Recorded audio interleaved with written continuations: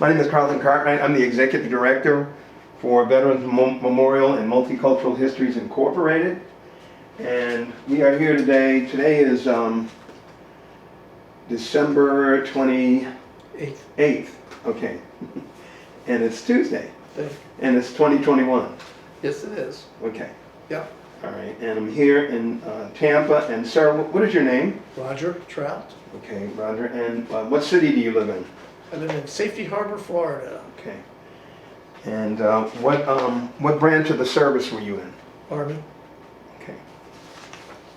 What year did you go into the Army? 1964. Okay. And why? Why did you join that branch? Because Uncle Sam said, "You join or we're going to come take you anyhow." The draft was still on in 1964, as you know. So Right. I had no background in the military or anything like that, and so when I was classified 1A, and a friend of mine said, "Well, why don't you join the Army Reserve?"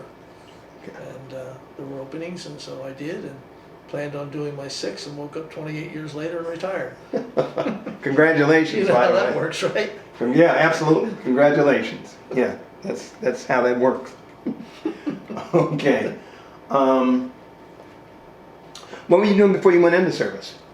I was in school and working as a computer operator. How old were you? I was 19. Okay. Who were you working for? New Jersey Manufacturers Insurance Company. Okay. So, you know, the option of, I was going to school at night and working during the day, and so I decided that the Army Reserve seemed like a good alternative. Okay. All right. And uh-oh. Were you married or anything? No, Okay. All right. So, where'd you go to basic training? Fort Dix, New Jersey. Oh, okay. Because I was living in Trenton, New Jersey at the time. Right. So it was just down the road a piece. Okay. So, how long was basic training? At that time it was 8 weeks for basic, and then you went to AIT for another 8 weeks. And what did you go to AIT for? As a clerk. Okay. Yep. Because I said I was a IT kind of guy, so Right. I decided that was the best thing for me to do. That worked for you? Yeah. Excellent. Okay, so you were in the reserve and civilian duty. I mean, your job, you had a civilian job, you stayed with the company that you were with? Yeah. I take it? Okay, so where did you do your reserve? I did it up in New Jersey with the 78th Division, training division. Mm-hmm. And then my company commander one day said, "Trout, you're wasting your time, fill out that paperwork." And the next thing I know, I'm at OCS. Back then, McNamara decided, because we were getting ready to send all of us to Vietnam, so McNamara decided to open up the National Guard academies, military academies, Okay. to reservists. And so I went and was boarded and got selected, and so it was a 14-month program. Okay, and you became an officer? Became a second lieutenant. Congratulations. Which meant that I had to commit for another 3 years, but that still was within that 6 frame. Okay. So I came out and I wanted to be infantry, and I wanted to fly. So I took all the tests until it came to the depth perception test, and the man said, "Son, taking off's not going to be a problem. Landing's going to be a bitch. So we're not going to let you fly." So I became a tanker. I went to my officer basic was infantry, and my officer advanced was armor, and so Okay. I switched to armor because I figured if it's too close to me, I can run it the hell over. It was what? If whatever the object was too close to me because of my depth perception, Ah, I just run it over and keep on going. You know, so, okay. you know, that seemed to make sense. I love being a tanker, so it was a lot of fun. So where did you go for your reserve? I mean, there was 2 weeks, 2 weeks during the year, and then there's the weekends. Right. So you were in Fort Dix for the weekends? For the weekend, mostly right there, our MOB station, because we were a training division, so we were all drill sergeants. Oh. That we would go to Benning, so we did our ATs at Benning, and then. In Georgia? Yeah, Where's Benning? Georgia. Yeah, right, Yeah. exactly. Yeah. So, okay. So that's what we would do. Up to this point, had you been injured any kind of way, or any casualties through basic training, through AIT, through OCS? No, I was fortunate. Good. I did not. Good. So where did you get to go on those 2 week jaunts? where would we usually go? As I said, we would usually go down to Fort Benning, and we would take over the basic training for 2 weeks of a basic training company. And it could be anywhere in that 8-week time frame. Right. Sometimes the first couple of weeks, sometimes the middle training and the drill sergeants and the company commander. And then when I commanded a battalion of drill sergeants, we would take over the battalion, and the battalion commander would go on leave or whatever, and we would take over the training for those 2 weeks. You all would run the show, huh? Yeah. It's really funny because most of the time my drill sergeants did not want to turn their trainees over to the active duty folks after we were done, you know, because they were sort of, and a lot of them flew back down to Benning when it was graduation time. Okay. That's how connected they became with the drill sergeant, with the trainees. Okay. So over the 28-year period, did you get to do a lot of travel? Quite a bit. Most of it because of the fact that we were in the drill sergeant. I moved during that time when I was a major. The company moved me. I changed companies, went to work for Mobil Oil, and they moved me to Dallas. And so now it was the first time I was not part of a unit. And so what I did was I called up branch and I said, I want to do my AT before the summer soldiers get there. Okay. And so I was assigned as XO, the 1st of the 7th Cavalry Custer's Battalion down at Fort Hood. And so I became the XO of the battalion, and I got there on Saturday, and Sunday afternoon the XO said, shoot. He said, you know what you're doing? I've been trying to get leave, so he left. So it was mine for 2 weeks. They had just gotten their M1 Abrams, they had just gotten their Bradleys, and they were going to the National Training Center out in Fort Irwin, California in about a month. And so they needed all, you know what the XO does, he's responsible for all the supplies and the train. I mean, things all the way down to the wrong chains for the tanks to go on the rail cars, you know, so it became mine for 2 weeks. And at the end of the 2 weeks, the brigade commander says, hey, we'll move that guy out. You want to go with us and go to the NTC? I said, I just started a new job. You know, it's that balance that reservists have to do between, you know, civilian career and the military. But you get those, and I've talked to guys over the years that decided I'm going to go military. It looks like a better option for me, but you know, for me, I couldn't do that. So I finished my 2 weeks. Okay, so wait, just to go back for a moment, you went to OCS and you did this testing for flying, correct? Yeah, and they wouldn't let me fly. So were you still able to retain your status as an officer? Oh yeah. Okay. Yeah, I just changed branches. I just changed to become an armor officer instead of an infantry officer. Oh, okay. So you mean armoire, the weapons? Yeah. Right. Armor, you know, the tanks. Yeah, got it. So I just, you know, what an officer does is they have an officer basic course that you have to take. That's after OCS. I did that in infantry. And then when I found out I couldn't fly, I did my advanced course for armor. And so I became an armor officer from that point on. Nice. And that was your career field through your entire military career? Yep. Okay. I retired as an armor. Now, I didn't end up in a traditional armor unit. I ended up commanding drill sergeants at the company battalion level, which was a lot of fun. I enjoyed every minute of that. Okay. It's branch and material. What is that? Branching, what do you mean? Well, branch and material means I'm an armor officer with infantry drill sergeants under my command. Okay. So. All right. But it doesn't matter, you know, you're still field. Go ahead. Go ahead, no, go ahead. How was the food, by the way? It varies in different places, like you asked me about the travel kind of thing, you know, so I went to Benning and Fort Drum, New York. Right. You know where that is. Yeah. And Hood. I've been to, let's see, just about every post except for Oklahoma. And the food varies, but you know, this was the Army in the 60s, 70s, and 80s, and you know, some mess stewards were good and some were, you know, adequate. Gotcha. Do you feel like throughout your entire career you had all the supplies that you needed?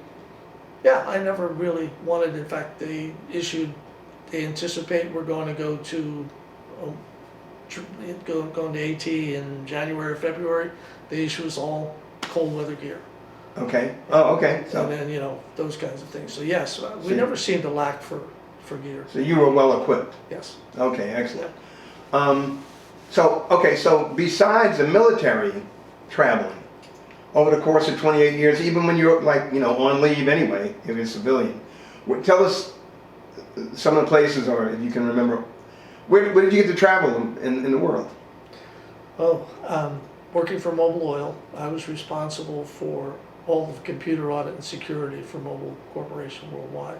Mhm. So 80% of the time I was on airplanes to places like Saudi Arabia, Singapore, Australia several times, you know, Europe, all over Europe. Not much in South America, but wherever you can think of where an oil company would be, that's where they would send me. Gotcha. Excuse me. So, school. Okay? So, by the way, what was your degree in? My degree You had a was college degree? computer science, yeah. Computer It's science. a combination, an associate in computer science and a bachelor's in business, because I figured that was the good balance in it. And it worked for you. Where'd you go to school? Went to school in a little school called Delaware Valley University up in Bucks County, Pennsylvania. Oh, And it's an ag school, so it had a good business. First I went to Mercer County Community College and got my degree in computer science, and then I got my bachelor's at Delaware Valley College, all at night. You know, while I was working 3 jobs, going to school at night, you know the old story. yeah, I know this. You probably lived it. Again. So anyway, Yep. did you get married during this time? Got married when I was 21. Okay.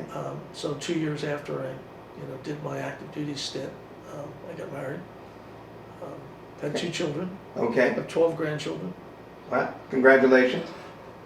Okay. A lot of work. They keep you running. Yeah, I'm sure. Mhm. So, were you ever so when you went on maneuvers, were you involved at all in any battle planning? Yeah, we did a lot of battle planning. Went to Reforger a couple of times. If you're not familiar with that, it's once a year with the Europeans, we would go to Germany and, battle plan and things like that. One of the jobs I had in reserve, we talked about that, I'm glad you reminded me. Right. I commanded in the 79th ARCOM, which is the Army Command and the Reserve. That's not organized that way anymore, but in the 79th ARCOM, I had the armor team. What it meant was I had 17 people. We were all armor trained in Russian tank tactics. Right. And so we would take a brigade. So I'll give you an example. We took a brigade of the 50th Armored Division out of New Jersey, and we would take that brigade up to Fort Drum, and then we would run them through problems. We would be the Op 4, if you will. Gotcha. We would run them through problems for 2 weeks. And I say that, but for the audience, so to Sure. speak, what is OP for? Operation. We were the bad guys. Okay. Put it that way. Gotcha. We were the Russians, and so we knew Russian tank tactics. And so what we would do would we would take that 50th Armored and we'd run them through problems for 72 hours at a time. Where we'd attack or they'd attack or we'd move and see how they reacted to what they would see if they were up against the Soviets at the time, but the Russians. And then we would go back to First Army, which is who we belong to, and we would tell First Army that this particular brigade, I love a watch that you can just kill a phone call when you want to. It's buzzing in my own. Then we go back to First Army and we say, okay, this brigade of the 50th Armored Division would be ready to go in M+, the day that they were told that they were being activated for war. Right. When would they be ready to hit the battlefield? And so we would give them an M+, how many days, and that was our job for a long time. So that was very interesting. Whenever you deployed, did you ever have any problems staying in touch with your family? No. No. And so you mentioned Europe. I mean, any other countries that you visited over the 28-year period? While in the military? Either way, doesn't matter reserve or R&R. Your regular civilian breaks. Oh yeah, I think I've been on every continent but Africa. Really? Antarctica? Okay, but Antarctica, you got me. You're right. I know, I never think of Antarctica as a continent, and you're right, but you're absolutely correct. Okay. Too far north and too far south. or I, something like right, that. exactly. Yeah, and I understand. But every Believe other me. one have been fascinating places. Tell me a couple of the most memorable experiences that you had while you were in the military, when you were on military duty. I think my most memorable experiences, one as a battalion commander at Fort Benning for AT, where we'd taken over, a battalion. Right? And you really get to see some of these young men and women because they're all in the contract now. There's no draft, it's not, so if I want to go in the military, I sign a contract. Right. And if I'm in basic training and I decide, oh shoot, this is not for me, I can get out of my contract. And so what happens is you talk to your first sergeant, you talk to your chaplain, by the time it gets to me as the battalion commander, it's just a matter of saying, okay son, behave for the next 2 weeks and we'll send you home kind of thing. Right. But most is talking to these young men, and at the time it was just young men, talking to them about why at some point in time you and Uncle Sam decided this was a good idea. What happened? Because we need to learn from that. And the one kid who's his father was a farmer in Oklahoma and said, I can't stand the pressure, I just want to go home, I can't stand this. Your father's a farmer in Oklahoma. You don't think he has any pressure? You just want to go home and work on the farm and there's not going to be any pressure? Son, you really need to think through this. Life goes on. Life goes on. And so you had those kinds of experience, the real humanity of what, because these kids today, I'm still serving. I'm a Army Reserve ambassador, and I'll tell you about that in a minute. Okay. But these kids today are something else. What we're asking of these young men and women, I was with an Air Force tech sergeant the other day who's been deployed 12 times in his 20-year career almost so far. Wow. So since 9/11, we've activated 1,200,000 reserve and guard people. Jeez. We still have 37,000 guard and reserve people in 36 countries right now. Really? Yeah, and a lot of people. Well, you saw when COVID hit. Right. Right. Who was setting up the hospitals in the Javits Center up in New York? The military. Former hometown. It was the Army Reserve. Oh, okay. Or the National Guard. Or some Air Force folks, some Navy folks, but primarily it's the medical commands within the Army Reserve. And so it's these kids are all going on COVID duty. When that thing hit on January 6th up in Washington, Right. Florida National Guard guys were up there patrolling the streets. Right. Yeah. So it's not just hurricane duty down here in Florida that we're doing. They're doing all sorts of stuff. Okay. Did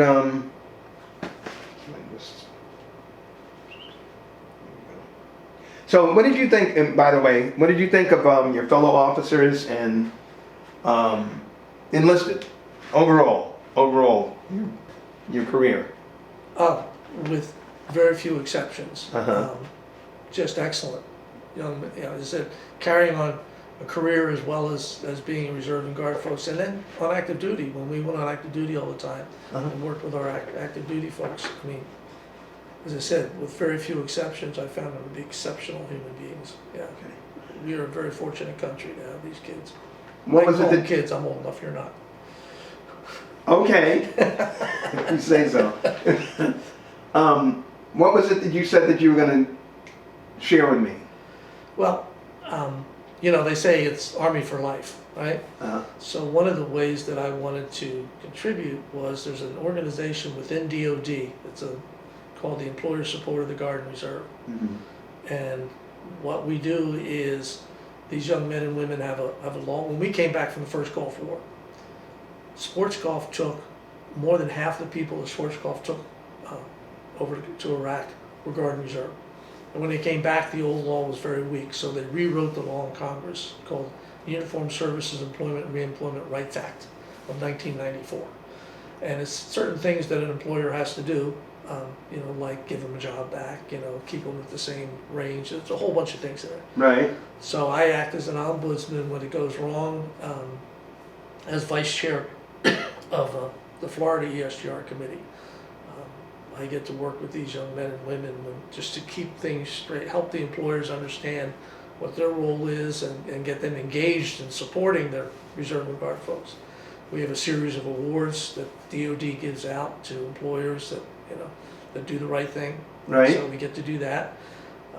We get to also have the conversation when they don't understand the law. 90% of the cases I've had in 17 years, they just didn't understand the law. So it's informal mediation, but if I can't resolve it, then it goes to Department of Labor. And so we save Department of Labor a lot of time, and we do save the employers a lot of time. Gotcha. So that's helpful. And then 4 years ago, Uh-huh. the Army Reserve has a program called Army Reserve Ambassadors, and they're appointed by the Chief of the Army Reserve in each state. And there's 4 of them here in Florida. I've got the middle range of the state, so from Clearwater Beach over to Merritt Island. Okay. Is my range. The appointment carries a 2-star designation, and so what I'm able to do is take the Army Reserve story to the civilian community. And so we act in all sorts of different ways with the community and trying to help them understand what all these Army Reservists are doing when they leave their jobs and stuff. So you can see the synergy between the 2 jobs, between ESGR and the Army Reserve Ambassadors. So ESGR? Employer Support of the Guard and Reserve that I was talking about. Got it. Because that's what we're doing. I mean, if the soldier doesn't have his family and his employer supporting him in what he does, he can't do the job. So that's what we do.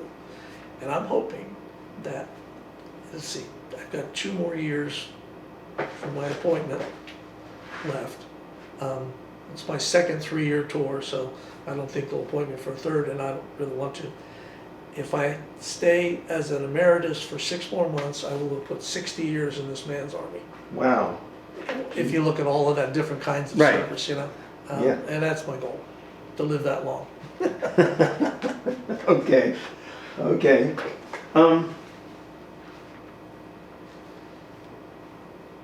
How did so okay. You mentioned when you went in 64, right? Yes. And what did you say about, what was the reference that you made to Vietnam? What happened at that time was we still only had advisors, so there were openings in the reserves and stuff. It wasn't like it became very shortly thereafter. My unit at the time, this is before I went to OCS, was an ordnance company. And McNamara decided, Secretary McNamara, Right. decided that he wanted to get the reserve ready to go to Vietnam. So he selected units across the spectrum Mm-hmm. and gave them a designation of SRF, Selected Reserve Force. And we started drilling twice a month and 2 ATs in the summertime Right. to get ready to go. So as soon as we were designated, we would be gone. We did that for 3 years, and then Johnson decided not to call up the reserves. Oh, okay. So you see today, Mhm.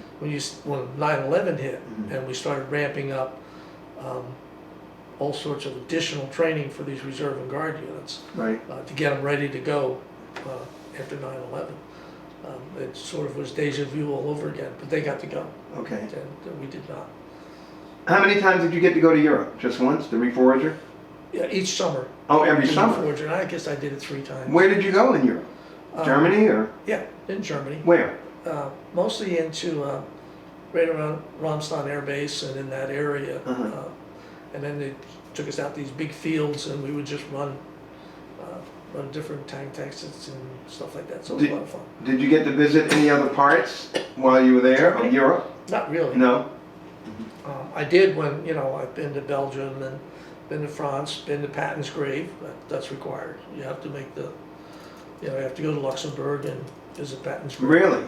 Yeah, he's buried there right among his soldiers. Okay. Nothing special. Wow. The usual military headstones. Yeah. But I happened to have time off. I was in Lyon, France, and so I hopped in a car.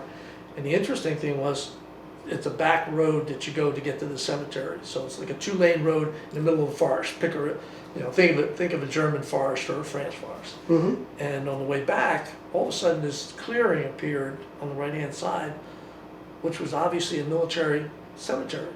It was just out there in the middle of nowhere. So I went in, and it was all, and I don't remember the unit, but it was all American graves, Right. all killed on the same day.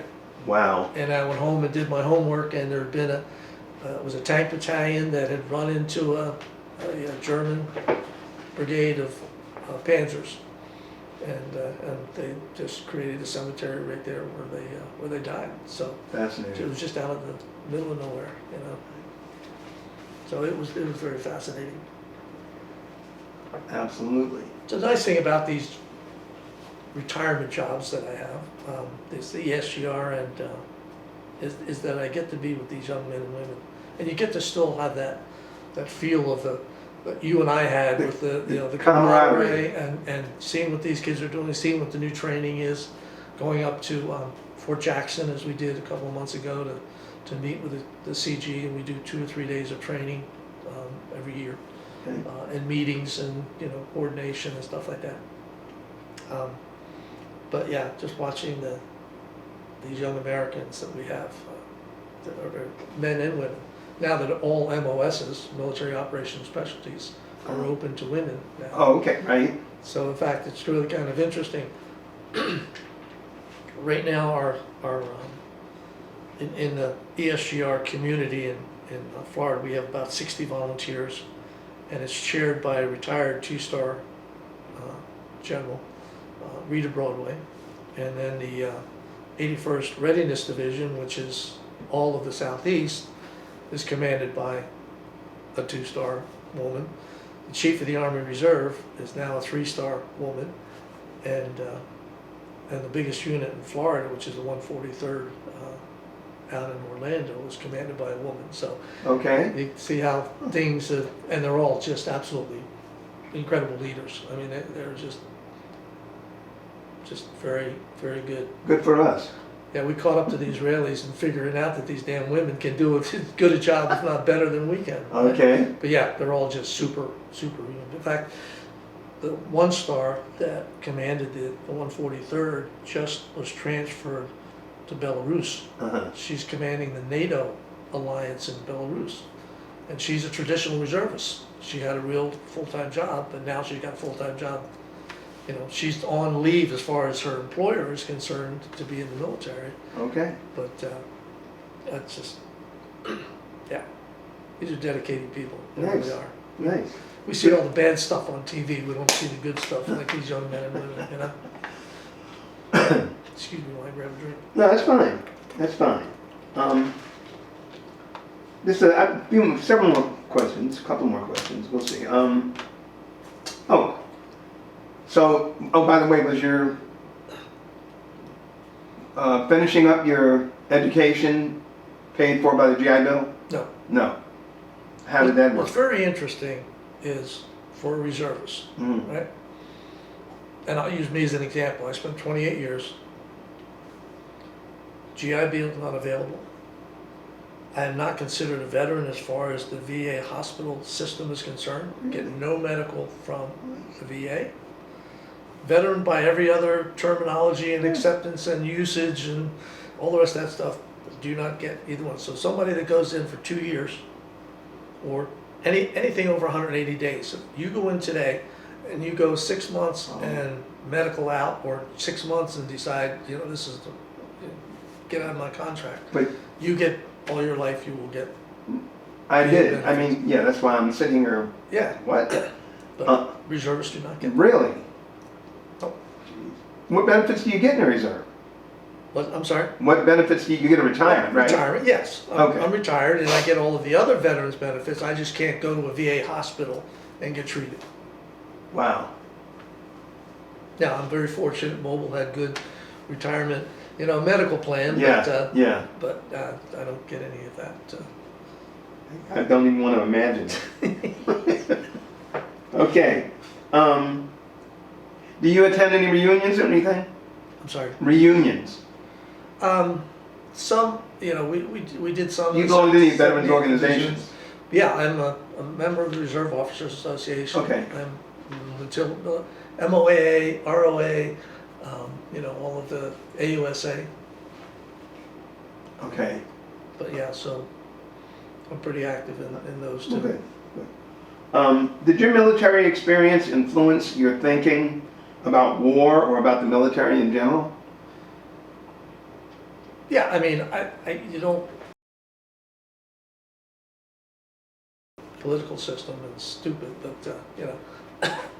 um, But the interesting, and you mentioned that, it's a little side of what you said, but one of the benefits of being in the reserve and having a civilian career is as you move up in both of them, what you're learning here in the organization and leadership, and things like that just improve your performance over here, and the things you're learning over here go.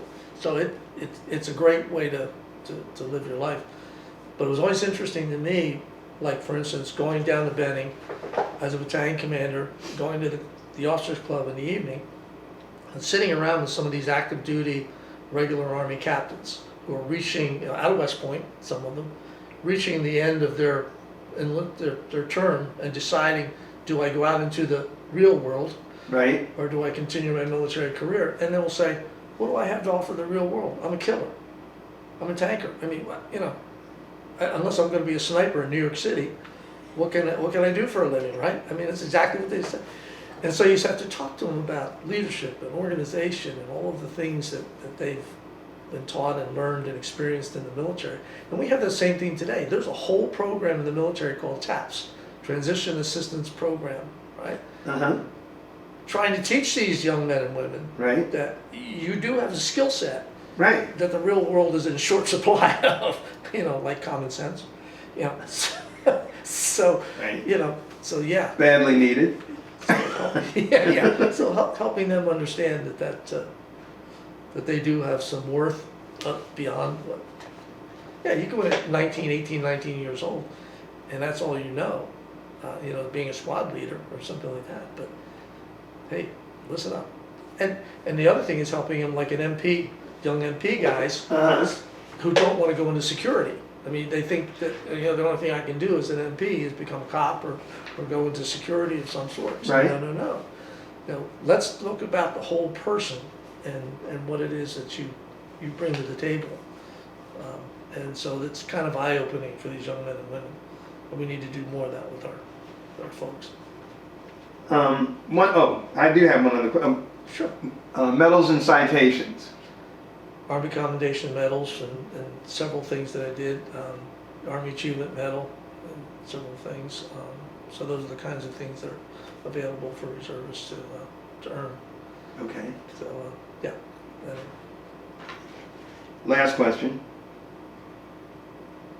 How